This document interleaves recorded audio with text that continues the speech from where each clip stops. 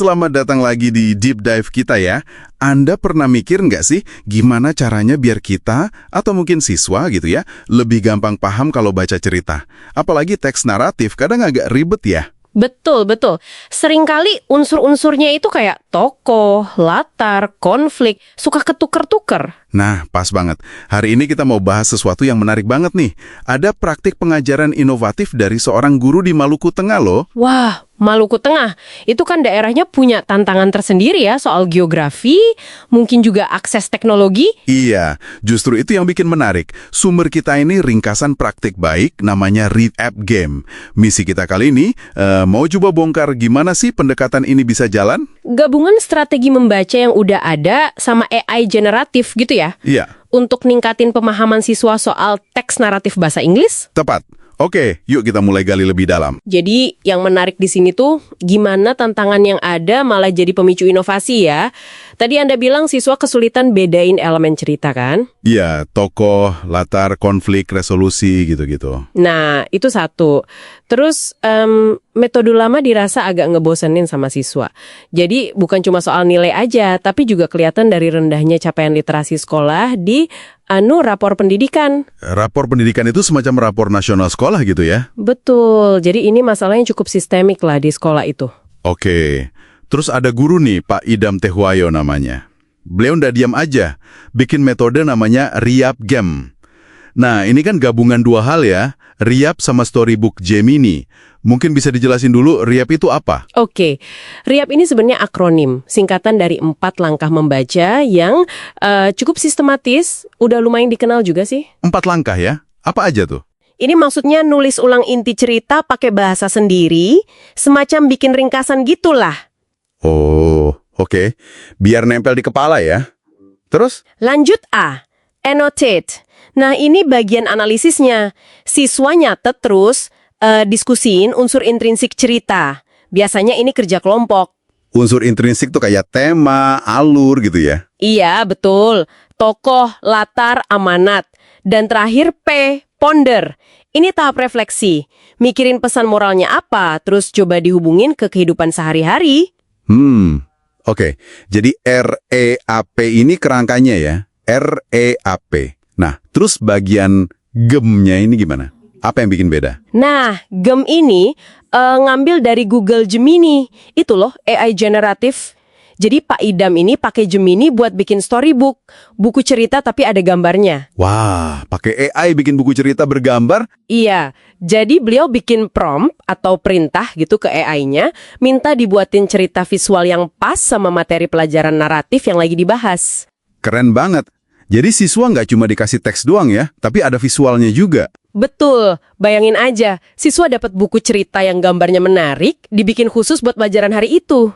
Terus alur belajarnya di kelas gimana jadinya? Pakai Storybook AI ini. Jadi dimulai dulu dengan asesmen awal ya, cek pemahaman dasar siswa, abis itu, guru nunjukin storybook dari Gemini ini, jadi kemicu awal, biar siswa tertarik. Oke, pancingan dulu ya. Iya, baru setelah itu siswa masuk ke tahap REAP tadi, ada bagian yang dikerjain sendiri, ada yang kelompok. Terakhir, mereka presentasi hasil analisis mereka. Kebayang sih, pasti jadi lebih seru ya belajarnya.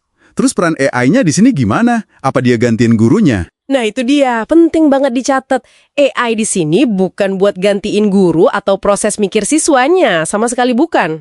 Oh, jadi bukan itu ya tujuannya? Bukan. Fungsinya lebih sebagai alat bantu, assistive tool lah istilahnya. Buat ningkatin engagement, bikin siswa lebih antusias, lebih terlibat, kan ada stimulus visual yang kuat. Iya. Apalagi kalau di daerah yang mungkin sumber belajar visual lainnya terbatas ya. Tepat sekali. Ini nunjukin inisiatif guru yang luar biasa ya. Lihat ada masalah, langsung cari solusi kreatif, pakai teknologi yang ada. Keren. Nah, sekarang kita ke bagian paling penting nih. Hasilnya gimana? Efektif gak sih Riap jam ini? Hasilnya, nah ini yang bikin senang. Secara kualitatif, Pak Idam ngamatin siswanya jadi jauh lebih antusias. Aktif banget pas diskusi. Itu kelihatan dari semangatnya ya. Terus kemampuan pahamnya gimana? Yang tadi encode, annotate, ponder itu? Nah itu juga kelihatan meningkat. Mereka jadi lebih bisa ngeringkas cerita, lebih jago analisis unsur-unsurnya, terus refleksinya juga lebih dalam. Oke, itu kan pengamatan ya. kualitatif. Ada data angka nggak yang kuantitatif? Ada dong, dan ini cukup signifikan ya angkanya. Ada peningkatan nilai rata-rata kuis pemahaman membaca. Naiknya itu 25% setelah pakai Reap Game ini dibanding metode sebelumnya. Wow, 25%?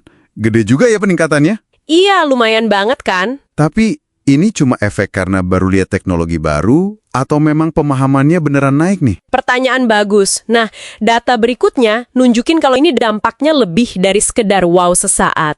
Oh ya, gimana tuh? Jadi peningkatannya itu nggak cuma dinilai kuis siswa aja, tapi juga kelihatan di rapor sekolah secara keseluruhan. Di rapor pendidikan SMA 21 Maluku Tengah, itu kemampuan literasinya tercatat naik paling tinggi dibanding indikator lain di tahun 2024. Wah, jadi efeknya sistemik ya, sampai ke level sekolah. Bukan cuma kelas itu aja. Betul, ini nunjukin dampak yang lebih mendalam dan berkelanjutan sepertinya. Luar biasa sih ini. Ada lagi dampak lainnya? Ada. Selain soal kognitif dan literasi, praktik ini juga disebut berhasil ngembangin karakter profil pelajar Pancasila. Oh, yang itu ya? Gotong royong, mandiri, bernalar kritis. Ya, itu contohnya. Gotong royong pas diskusi kelompok, mandiri pas ngerjain tugas individu, terus bernalar kritis pas analisis cerita. Jadi pendekatannya holistik banget. Lengkap ya, nggak cuma nilai akademis. Betul lah. Guru sendiri juga merefleksikan kalau cara ini efektif bikin pembelajaran jadi lebih variatif dan yang penting lebih fokus kebutuhan siswa. Oke, jadi kalau kita rangkum nih buat pendengar kita, intinya apa ya dari deep dive ini? Intinya, kita lihat contoh nyata nih. Gimana kalau strategi ngajar yang bagus, kayak REAP ini, dikawinin sama teknologi AI yang dipakai secara kreatif kayak Gemini buat bikin visual? Itu bisa banget ngasih hasil peningkatan pemahaman sama keterlibatan siswa yang keukur ya. Dan ini terjadinya di tempat yang punya tantangan loh. Iya, itu poin pentingnya. Ini juga nunjukin gimana teknologi bisa adaptif banget di pendidikan. AI itu bukan cuma buat bikin cepet, tapi bisa bikin pengalaman belajar jadi lebih personal, lebih ngena secara visual, lebih menarik. Bisa jadi jembatan juga ya untuk beberapa kesenjangan. Betul.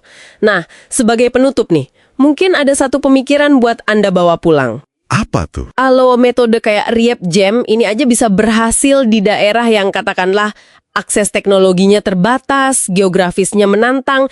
Coba bayangin potensinya kalau metode serupa diterapin lebih luas lagi dengan dukungan infrastruktur yang lebih oke. Menarik.